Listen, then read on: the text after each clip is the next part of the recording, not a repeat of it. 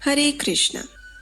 आजकल जैसे हिंदू व्रत और त्योहारों को आउटडेटेड और अंधविश्वास समझने का फैशन चल रहा है, और वो भी उसके पीछे छिपे साइंस को समझे बिना। इसलिए जब भी किसी व्रत की बात आती है तो हमारे माइंड में गांव और कस्बों की बूढ़ी महिलाएं ही आती है, जो किसी बरगद के पेड़ के नीचे या पुराने शिव मंदिर में जाकर पाठ पूजा करती है। लेकिन हर मास में 2 बार आने वाली विशेष एकादशी तिथि इन सभी भ्रामक मान्यताओं को कुचलकर अपनी महत्ता की मुहर लगाती है, क्योंकि इसके पीछे अध्यात्म और भक्ति के साथ साथ शरीर विज्ञान और आयुर्वेद भी छिपा हुआ है। और वर्तमान माघ मास के शुक्ल पक्ष में ऐसी ही एक विशेष एकादशी तिथि आती है, जिसका नाम है जया एकादशी या भैमी एकादशी। चलिए इस विशेष एकादशी की कथा सुनते हैं। एक समय संपूर्ण भारतवर्ष पर शासन करने वाले युधिष्ठिर महाराज परम भगवान श्री कृष्ण के साथ कुछ महत्वपूर्ण विषयों पर चर्चा कर रहे थे। ऐसे में युधिष्ठिर महाराज ने भगवान श्री कृष्ण से एक विशेष जिज्ञासा प्रकट करते हुए पूछा, हे मधुसूदन, माघ मास के शुक्ल पक्ष में कौन सी एकादशी आती है? इसका पालन कैसे किया जाए और इस एकादशी तिथि पर किसकी पूजा अर्चना करनी चाहिए? इसके उत्तर में परम भगवान श्री कृष्ण ने कहा, हे राजेंद्र, माघ मास के शुक्ल पक्ष में आने वाली एकादशी को जया एकादशी कहते हैं। जो भी व्यक्ति इस एकादशी का पालन करता है उसे पिशाच योनि कभी प्राप्त नहीं होती। ये सभी पापों का नाश करके मोक्ष प्रदान करने वाली तिथि है। अब मैं आपको इससे संलग्न एक पौराणिक कथा सुनाता हूँ। ध्यान पूर्वक सुनिए। इस कथा का वर्णन पद्म पुराण में आता है। प्राचीन काल में स्वर्ग लोक में देवराज इंद्र का वैभवशाली राज्य था। वे अनेक अप्सराओं और गंधर्वों के साथ देवताओं के उद्यान नंदन वन में विहार कर रहे थे। उस समय उन्होंने एक विशाल नृत्य समारोह का आयोजन किया था। इस समारोह में प्रमुख गंधर्व पुष्पदंत और चित्रसेन की अध्यक्षता में सुंदर गायन और नृत्य की प्रस्तुति हो रही थी। अब ऐसे मनोरंजक वातावरण में एक अनहोनी घटना हो गई। इस समारोह में मुख्य संगीतज्ञ चित्रसेन और उसकी पत्नी मालिनी के साथ उनका पुत्र माल्यवान भी उपस्थित था, और इन सबके बीच एक सुंदर अप्सरा पुष्पवती भी वहां नृत्य कर रही थी। पुष्पवती अत्यंत सुंदर और मनमोहक अप्सरा थी।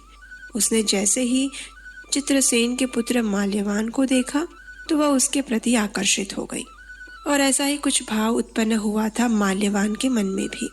इसलिए हालांकि माल्यवान और पुष्पवती गायन और नृत्य तो कर रहे थे देवराज इंद्र को प्रसन्न करने के लिए, लेकिन उनका मन विचलित हो गया था, और परिणाम ये आया कि उनके गायन और नृत्य में त्रुटियां आने लगी।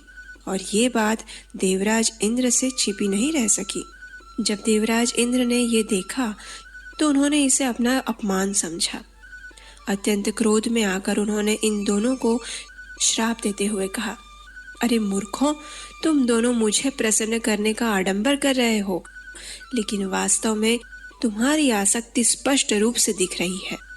इस भरी सभा में तुमने मेरा अपमान किया है, इसलिए मैं तुम्हें श्राप देता हूँ कि इसी समय तुम दोनों पिशाच योनि धारण करो और मृत्यु लोक में पति पत्नी के रूप में तुम्हारा पतन हो जाए।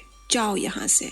देवराज इंद्र के ये वचन सुनकर माल्यवान और पुष्पवती अत्यंत लज्जित हो गए, और देवराज इंद्र के श्राप के कारण उसी समय उनका पतन हो गया। पिशाच का शरीर प्राप्त करके वे दोनों सुंदर नंदन वन से सीधा हिमालय के बर्फीले पहाड़ों पर आ गए। यहाँ आते ही उनकी स्पर्श, गंध, स्वाद इत्यादि इंद्रियां सुषुप्त हो गई। चारों ओर सिर्फ बर्फ और ठंडी हवा का साम्राज्य था। इस प्रकार उन्होंने कुछ समय व्यतीत किया।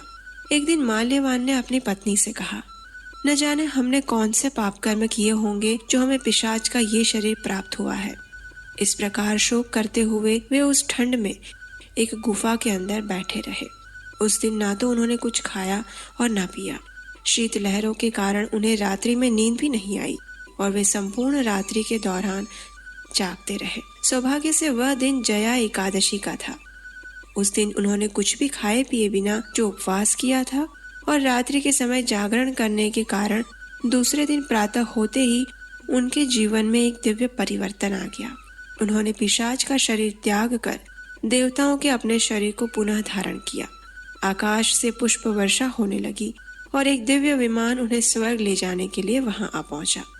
जब देवराज इंद्र ने उन्हें स्वर्ग में देखा तो उन्हें भी अत्यंत आश्चर्य हुआ कि इतने कम समय में वे अपने श्राप को निरस्त कैसे कर पाए। उन्होंने माल्यवान से पूछा, आप दोनों ने ऐसा कौन सा पुण्य कर्म किया जिसके कारण आप दोनों को मेरे इस घोर श्राप से मुक्ति प्राप्त हो गई?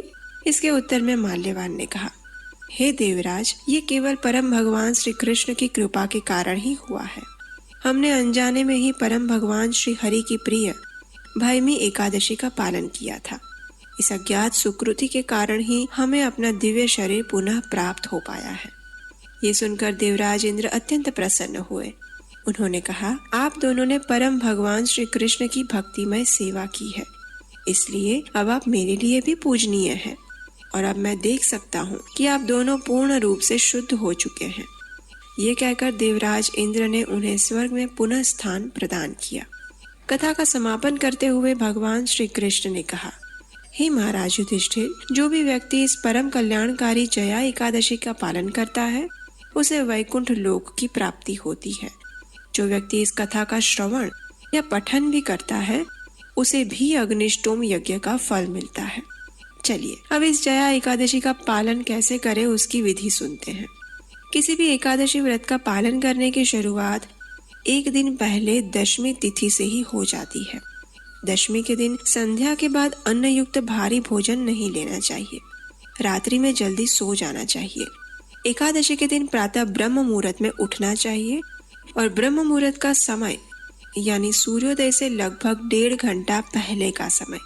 उठने के बाद स्वयं को स्नान इत्यादि से शुद्ध कर लीजिए और फिर भगवान की मंगला आरती करिए। मंगला आरती के बाद हाथ में गंगाजल लेकर भगवान के समक्ष एकादशी व्रत का संकल्प लें।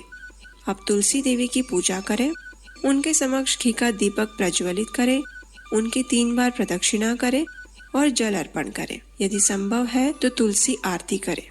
संपूर्ण दिन के दौरान अपनी शारीरिक क्षमता अनुसार उपवास का पालन करें। इस दिन आप फल, दूध, ड्राई फ्रूट, एकादशी प्रसाद इत्यादि ले सकते हैं, लेकिन किसी भी स्थिति में गेहूं, दाल, चावल, फलियां इत्यादि का सेवन कदापि ना करें।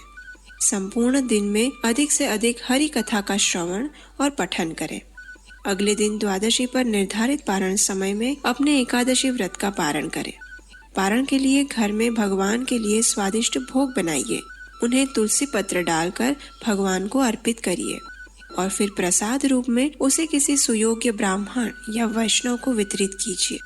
अंत में अपनी क्षमता अनुसार कुछ दान अवश्य दीजिए। चलिए माघ मास की इस परम पवित्र जया एकादशी का श्रद्धा और निष्ठा पूर्वक पालन करते हैं और अपने जीवन को कृष्णमय बनाते हैं। हरे कृष्णा।